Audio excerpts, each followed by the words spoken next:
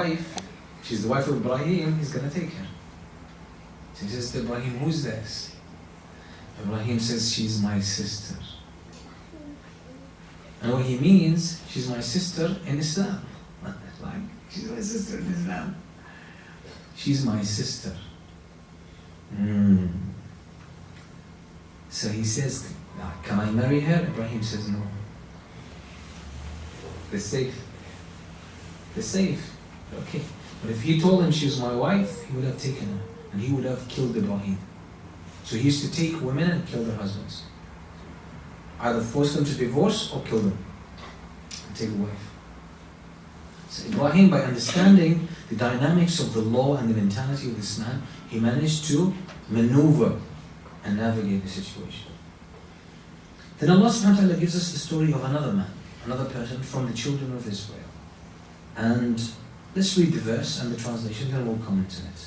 أو كالذي مر على قرية وهي خاوية على عروشها قال أن يحيي هذه الله بعد موتها فأماته الله 100 عام ثم بعثه قال كم لبثت قال لبثت يوما أو بعض يوم قال بل لبثت 100 عام فانظر إلى طعامك وشرابك لم يتسنه وانظر إلى حمارك ولنجعلك آية للناس وانظر إلى العظام كيف ننشزها ثم نكسوها لحمة فلما تبين له قال أعلم أن الله على كل شيء قدير.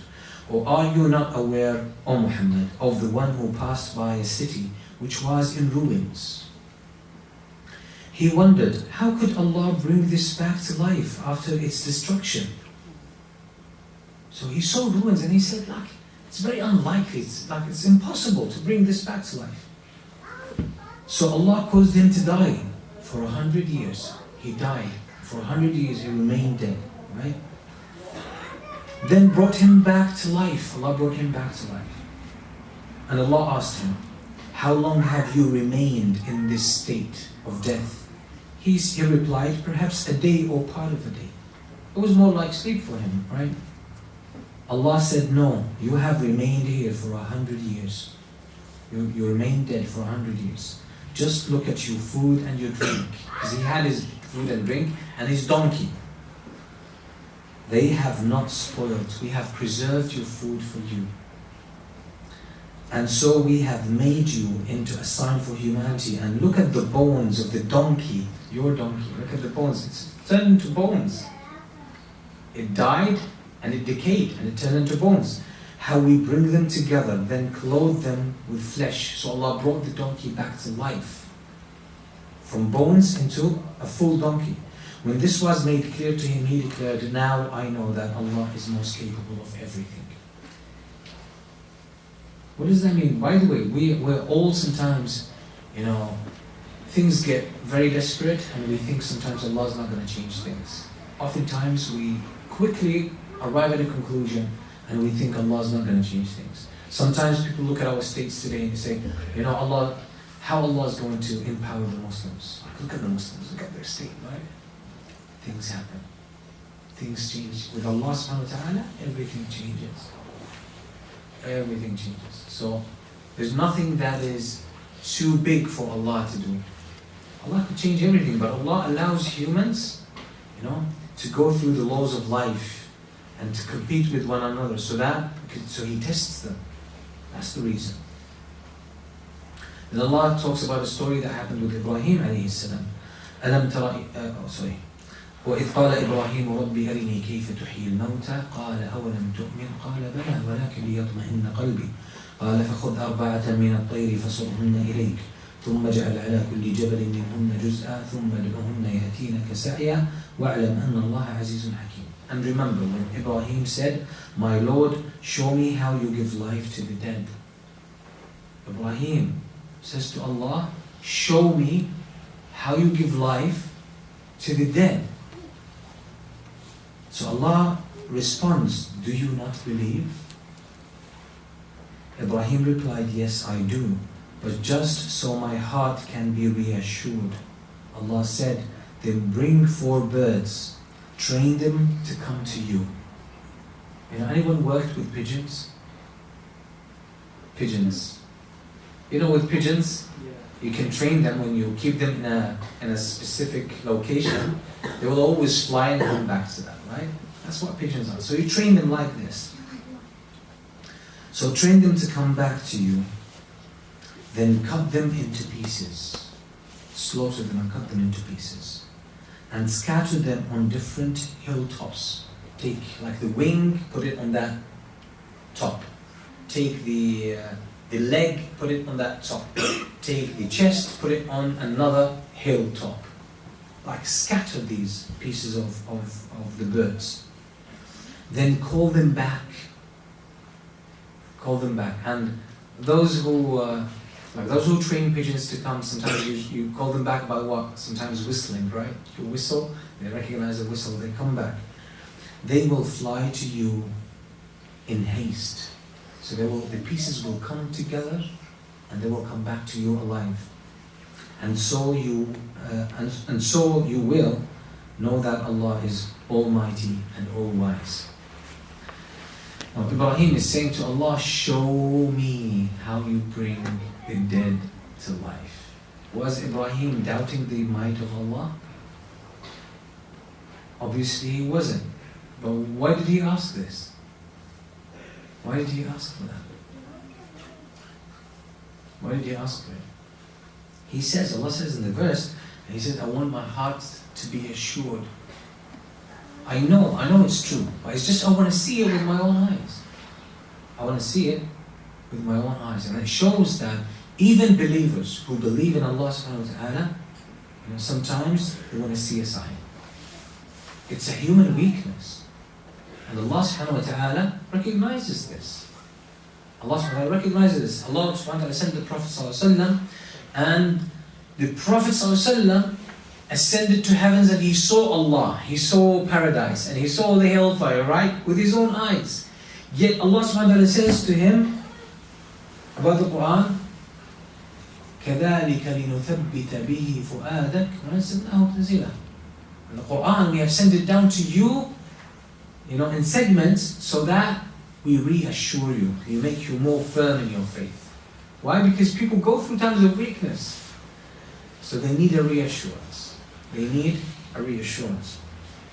Okay, now then we have a new... So all of this basically talks about Allah subhanahu wa ta'ala and the power of Allah. From Ayat al-Kursi, all of this is about the power and the might of Allah subhanahu wa ta'ala.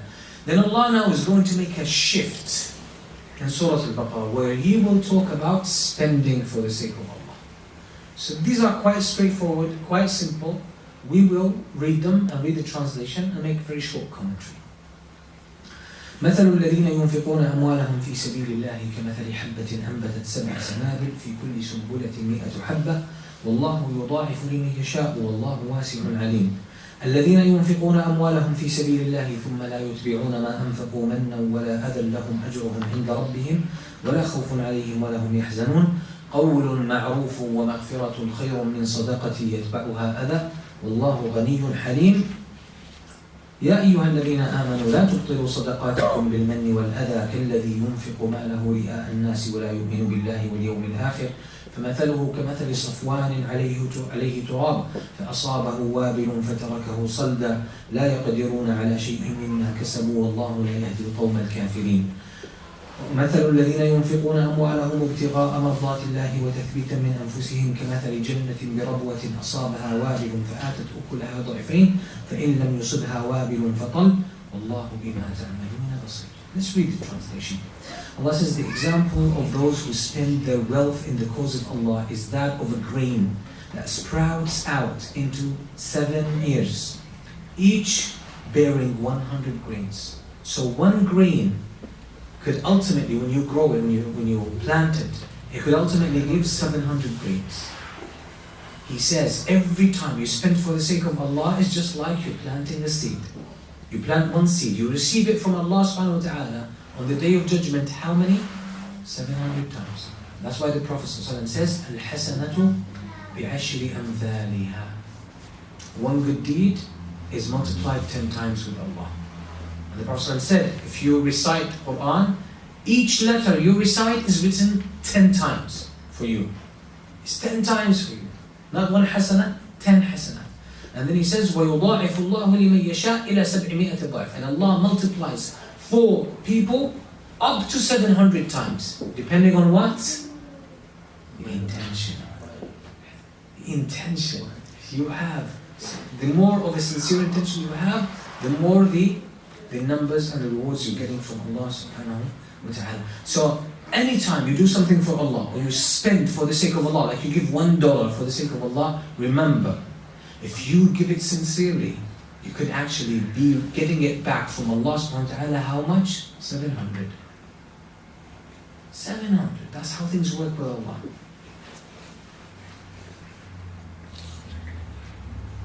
Allah multiplies the rewards even more to whoever He wills, for Allah is all bountiful, all knowing. Those who spend their wealth in the cause of Allah and do not follow their charity with reminders of their generosity or hurtful words, they will get their reward from their Lord, and there will be no fear for them, nor shall they grieve. Again, these are the etiquettes. When you give a poor person, not every time you see him, hey, I gave you this, right? I gave you that. Or when you see, for example, you give someone, a poor person, you give them a pair of shoes. Every time you see them, you say, oh, that's my pair of shoes. That's no good. That shows you're not giving from a good place. You're not giving from your heart. And you give someone for the sake of Allah, you don't say, hey, I gave you that, right? You pay me back. You don't do that. With Allah subhanahu wa ta'ala, that's not how we behave. You give for the sake of Allah, without expectations. Don't expect reward, and don't ask for reward. There are people who do others favors, and for them it's a trade-off. Hey, I give you, you give me. With Allah subhanahu wa ta'ala. That means if you give with that kind of condition, probably you're either not getting reward at all, or you're getting very little reward. But if you give for the sake of Allah subhanahu wa ta'ala, the reward inshallah gets multiplied.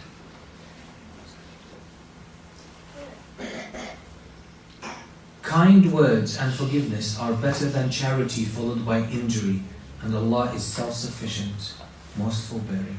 So if you're going to hurt the person you give, or going to keep reminding them, it's better that you don't give them. Say something good to them, that's better. That's better.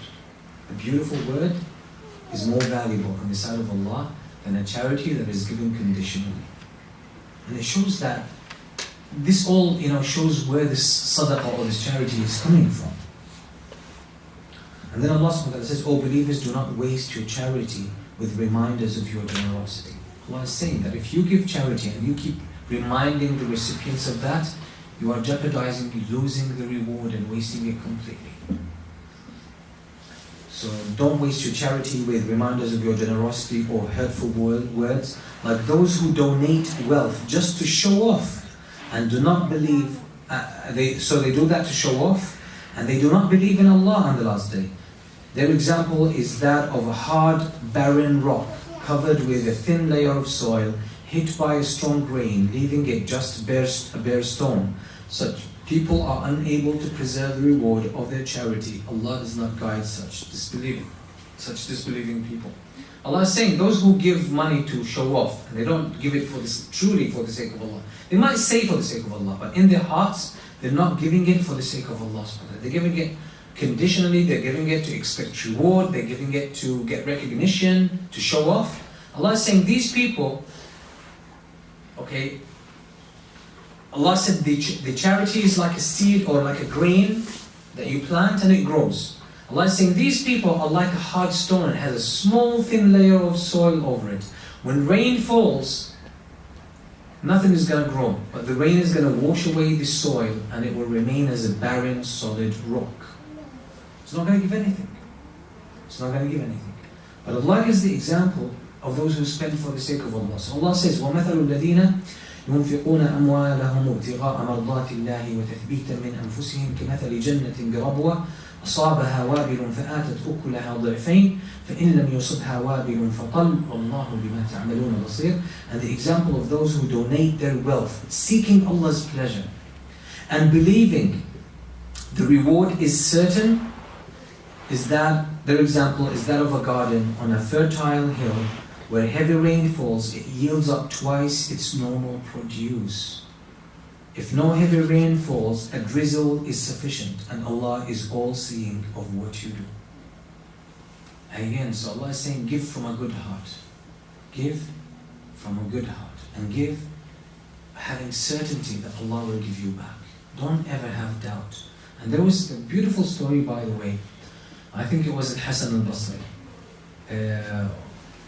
So a man heard him say that something to the effect about the hadith of the Prophet, مَا نَقَصَتْ صَدَقَةٌ مِنْ مَالٍ, that when you give sadaqah, it will not decrease your wealth. The man says, like, I gave, but my money goes less. Hassan al-Basri said, but I give, and Allah keeps giving me more. He said, how come? He says, go and give, and let's see. So the man goes and gives, and Hassan al-Basri says, you go and give, and I will go and give. So each one of them gives. Then later on, the man comes back to Hassan al-Basri, and he says, I put my accounts together, and my money went less. My wealth went less. Hassan al-Basri says, subhanallah, my money went more, increased. It's not like magic, but basically Allah would bring something to him. Allah would bring a cause to bring him more provision. So the man said, so how come you're getting more and I'm getting less? Hassan al-Basri said, إِنِّي تَصَدَّقْتُ يَقِينًا وَإِقْرَارًا وَلَكِنَّكَ تَصَدَّقْتَ اخْتِبَارًا. He said, I gave charity and I'm certain, I'm 100% sure Allah's going to give me back. Allah's going to keep my wealth and increase it. But when you gave, you were testing Allah. You were testing Allah. So it doesn't work like this. So the state of the heart as you give is the most important. Then Allah gives a parable, an example. He says, أَيَوَدُّ أَحَدُكُمْ أَن تَكُونَ لَهُ جَنَّةٌ مِّن نَخِيلٍ وَأَعْنَابٍ تَجْرِي مِن تَحْتِهَا الْأَنْهَارُ لَهُ فِيهَا مِن كُلِّ الثَّمَرَاتِ وَأَصَابَهُ الْكِبَرُ وَلَهُ ذُرِّيَّةٌ ضُعَفَاءُ فأصابها إعصار فيه نار فاحترقت كذلك يبين الله لكم الآيات لعلكم تتفكرون. Allah says, would any of you wish to have a garden with palm trees, grapevines, and all kinds of fruits with rivers flowing underneath, and as they grow very old, as this person grows very old, with dependent children, a fiery whirlwind hits the garden, burning it all up. This is how Allah makes His revelations clear to you, so perhaps you will reflect. Anyone can tell me what this parable was talking about? Allah is saying, does anyone of you like to have gardens and wealth, and then when they grow old and weak, and they have dependent children, then Allah sends like a hurricane that burns up the whole garden and this whole wealth. Would anyone like to be in this kind of state? What is Allah talking about here? What is this parable for? Based on what we said previously.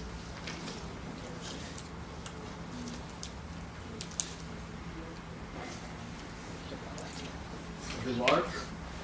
For reward? Reward. Reward for Yes. spending. If you are spending with good intention, then the reward will be good. Excellent. But if you are Very close. I can't give you another gift. So what is it? Okay, Allah is saying here, does any of you like